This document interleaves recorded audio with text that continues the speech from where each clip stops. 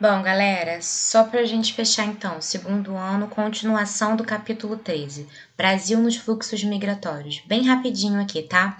A gente divide as migrações externas do Brasil, ou seja, o fluxo imigratório, a entrada de pessoas no Brasil, em três períodos, tá? Período que vai de 1808 a 1850, caracterizado por um baixo fluxo migratório. Por quê? Esse período foi o período do contexto da escravidão. Então, você tinha já a mão de obra já estava, de certa forma, suprida, né? Com o processo do fim da escravidão e a abertura, né, do processo, a incentivo à imigração europeia, a substituição da mão de obra escrava pela mão de obra migrante europeia, traz aí um grande fluxo migratório no período de 1850 a 1934. Então, você tem uma grande entrada de europeus, sobretudo no Brasil. Professora, antes disso a gente teve outros fluxos, evidentemente, do século XV ao século XIX, a gente teve entrada, sobretudo, de pessoas oriundas do continente europeu e do continente africano, no contexto da escravidão. Então, uns no contexto de imigração espontânea, outros no contexto de imigração forçada, entraram no Brasil, tá? Mas é comum essa diferenciação, essa temporalização a partir de 1808, mas não quer dizer que não houveram fluxos anteriores. E o terceiro e último período que se caracteriza é o que inicia em 1934 e segue até os dias atuais, onde se caracterizado por uma redução do fluxo migratório. Então, a Europa se estabiliza, volta a crescer, mesmo lá com o contexto da Segunda Guerra Mundial. Então, a partir da segunda metade do século XX, o Brasil deixa de receber tantas pessoas e passa a ser um país que exporta pessoas, um país de emigração e não de imigração. Então, ainda assim, atualmente, ratificando então essa questão de que diminuiu a taxa de imigração para o Brasil, de entrada de pessoas no Brasil, a gente tem uma população estrangeira de apenas 0,3% da população, né? Uma minoria. E desses migrantes, a maior parte vem da própria América do Sul, dos nossos vizinhos aqui, né? A gente aqui na região dos lagos, inclusive, percebe muito isso, como a gente tem contato com os nossos vizinhos, sobretudo oriundos da Argentina e do Uruguai. Entretanto, gente, apesar da gente do Brasil então ser um país que dispersa cada vez mais pessoas, a entrada de imigrantes cresceu muito no país, tá? Então, esse gráfico aqui mostra, né, o percentual de grupos imigratórios no Brasil. Então, a maior parte dos imigrantes, daquele 0,3%, a maior parte deles são oriundos dos Estados Unidos, Japão, Paraguai, Portugal, Bolívia, né? Isso ao longo da história, mas atualmente a maior parte já é de imigrantes dos nossos vizinhos. Então, aqui nesse gráfico mostra, né, em 2015, a entrada massiva de haitianos, né, da América Central, mas também de bolivianos, colombianos, argentinos, e aí depois, né, a gente tem os chineses, portugueses, aí agora de novo, América do Sul, Paraguai, depois lá no penúltimo, Uruguai, Peru. Então, repara que o Brasil conta com uma entrada muito dinâmica de pessoas de diferentes países, tá?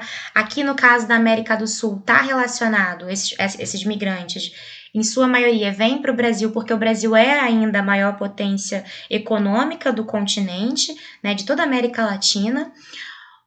O caso do Haiti está muito relacionado à questão socioeconômica do país. A migração de chineses está relacionado à expansão econômica da China, né? Já não é um caso de expulsão, eles vêm para o Brasil por uma questão de estratégia de desenvolvimento.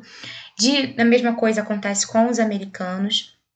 Repara, e aí eu disse para vocês, né, que apesar do Brasil ser um país que está emigrando mais do que imigrando, nos últimos 8 anos a gente teve um crescimento aí das taxas de imigração, ou seja, de entrada de pessoas no país, sobretudo no ano de 2014. Bom, e aqui, só para a gente ter uma olhada, a gente vai, quando for falar de Brasil, sobretudo no ano que vem, fiquem tranquilos com isso, a gente vai olhar o Brasil com mais calma. Repare que o Brasil se caracterizou aí, no caso agora olhando para as migrações internas, por migrações durante muito tempo, migrações interregionais, ou seja, de uma migração para outra. Então, no século XX, movimento massivo de migração de população do Nordeste em direção ao centro-sul do país e do Sul em direção à região amazônica. Na década de 70, você tem uma dispersão maior desse fluxo migratório interregional de uma região para outra, mas mantém, repara, o Nordeste como uma região de repulsão, o Centro-Sul como uma região de atração, assim como a região Centro-Oeste, né, o Sudeste e o Centro-Oeste como atração e dispersão ao mesmo tempo. Na década de 90, a gente volta a ter um fluxo migratório grande do Nordeste em direção ao Sudeste, só que mais recentemente, no atual momento, né, no século XXI, agora a gente começa a ter um predomínio das migrações intra-regionais, ou seja, dentro das próprias regiões, dentro do próprio Sudeste, dentro do próprio Nordeste, dentro do próprio Centro-Oeste. Por quê? Porque você tem, por exemplo, aqui no Sudeste, uma dispersão da concentração industrial. Você tem as fábricas saindo, então, das grandes cidades, indo em direção ao interior do estado, né? Mesmo no Centro-Oeste, você tem uma dispersão com o avanço da fronteira agrícola, você acompanha a fronteira agrícola a população, né? O processo de migração.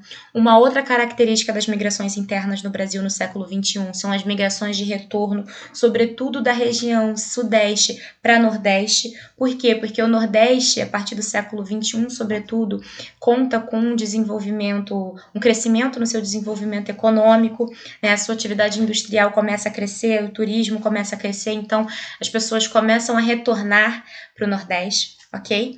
Então, e aí outra característica interessante aqui que eu comentei com vocês no vídeo anterior, está relacionado à migração dentro do Brasil, né?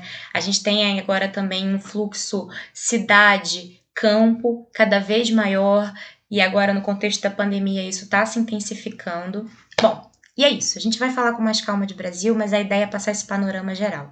E uma dica aí de cultural, de literatura, foi um livro que eu li agora na pandemia, que eu adorei, e que me ajudou muito para pensar essa aula, que se chama Terra Sonâmbula, do Mia Couto, é um escritor moçambicano, super reconhecido internacionalmente. E esse livro, ele pega muito na questão da literatura fantástica, mas ele conta a história de um menino, né, e um senhor de idade que estão migrando num contexto de uma guerra civil. Então, é legal essa história, eu sugiro que vocês busquem esse livro, quem puder comprar, baixar em PDF, ou quem quiser, talvez aí eu possa dar um jeito de emprestar, dou aquela higienizada aí por causa do Covid, mas é um livro que vale a pena ler, porque ele mostra bem pra gente, exemplifica bem a migração do tipo forçada, tá? E claro, também ajuda a gente, um contato aí com uma outra literatura, né, a literatura africana, para a gente também ampliar o nosso conhecimento de África e de mundo de uma maneira geral. Beleza, galera? Por hoje é só. Desculpem a extensão da aula, mas como disse, é uma aula conceitual, é uma aula maçante. Espero que tenha ficado claro. Qualquer dúvida, já sabem. E agora segue aí os próximos passos do roteiro. Tamo junto, até a próxima!